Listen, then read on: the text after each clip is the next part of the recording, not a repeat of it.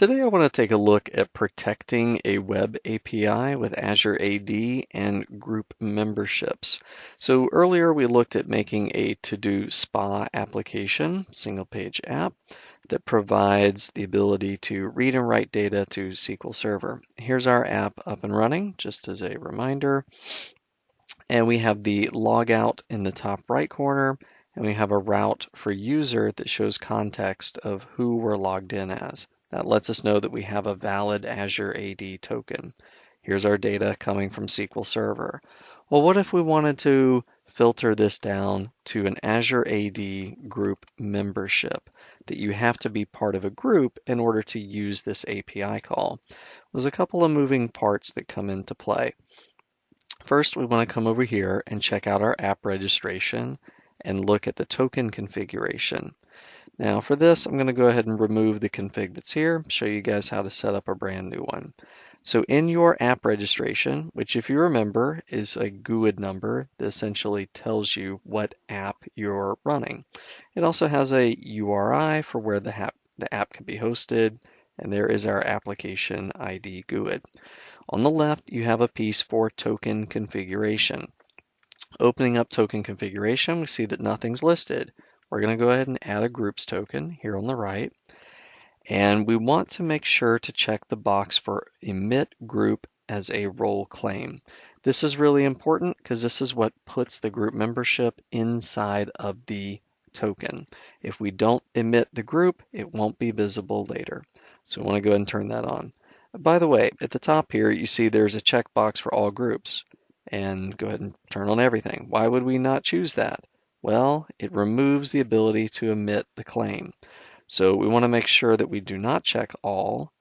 We don't want to check the directory roles, but we can do security groups and groups assigned to application. Those are the two that we can leave on and will allow us to emit the claim. So let's go ahead and turn these options on. All right, we have those set. We'll go ahead and add it to the application. Excellent. And also in the API permissions, by default, you're going to have one for user.read, which is the current user's profile. We want to add another one for group member read all. Again, I will remove the current config and walk through showing you guys how to set this up, just so you can see the full process. So we removed that permission. We'll go through and do an add. It's over here under graph. And when the dialog comes up, we'll click delegated here on the left. And we'll type into the search bar the word group. And there it is, group member read all. And you can even hover and see signed in user has access to.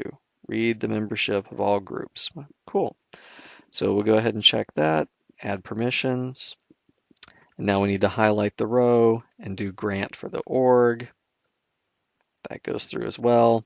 Now we're up and running where beyond the current profile, we also have group memberships. So you need a permission on the left and you need a token on the left. There are two necessary components. With that in place, we can go and run a test. So over here on our application, we're going to reload the data call and right click on the F12 line item in Chrome and do curl bash. We're going to come into Postman and take a look. So from inside of Postman, we can import text, paste in the data, and we'll see an item come up. We can do send, and here's our data coming back, and this puts all of the headers in place. Really cool way of taking something from Chrome F12 and putting it into Postman. Right click, curl bash. So with that part done, we want to execute a slightly different endpoint. We want to learn about the claims that we have. So here I've created a test controller with a get user method. So we're going to change this to be the test controller's get user method. We'll go ahead and invoke. We see this big block come back with all of this encoded data. Now if we come over to our dot. Okay, so we have a way to detect the different claims and parse out that encoded data. That's helpful, but we really need a .NET method to take it a little bit further and turn that into Boolean. So if I know that my hello world group here on line 28 is GUID number 6BD, And the type of the claim is a claim/role. This gives me the type, and this gives me the value that I'm filtering for. We can wrap all that together into a Boolean and kind of get to an end outcome of give people real data or tell them access denied, either way. So we really want to turn this into a Boolean method where we're taking the claim and we're parsing it out. So here I have a helper method at the bottom, test controller helper. And at the bottom, we have a Boolean method called hasClaim. And this parses things out and has a little bit of a link query where we're checking the value and the type property. So by using this helper method at the bottom, I can wrap an if statement hasGroup. And that is the variable that will decide, do we give them data or do we give them an access denied message? So we look into the current user here as user. We are looking for a claim role, and we're sending it the GUID number. Those are the three things it needs to give us a thumbs up or thumbs down.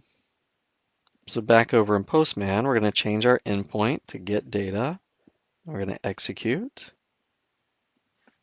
And when we execute our Postman to the get data endpoint, we see real data here because the user is part of the group. Now, if I were to come over to the Hello World group in Azure Active Directory, inspect the members, and remove myself from that group so that I'm no longer part of it, I can come. So now that I've removed myself from the group, I actually want to log out and log back in to get a fresh token. So for that, we'll go ahead and click Log Out. We will log back into the application, go through the authentication flow. We're going to get a brand new token, and that token will contain the list of groups that we are a member of. Once again, we'll take the valid transaction and do copy curl bash and bring that into Post. Now when we run our API call to get data, we have our string response that says access denied, not member of group. That is excellent. And that's exactly what we want to see because that's hitting line 34 here, access denied, not a member of a group. So we can inspect the token, we can look for the role, we can check for the GUID number of the group we're looking for, and then go ahead and block traffic if it's not part of the group. Thanks for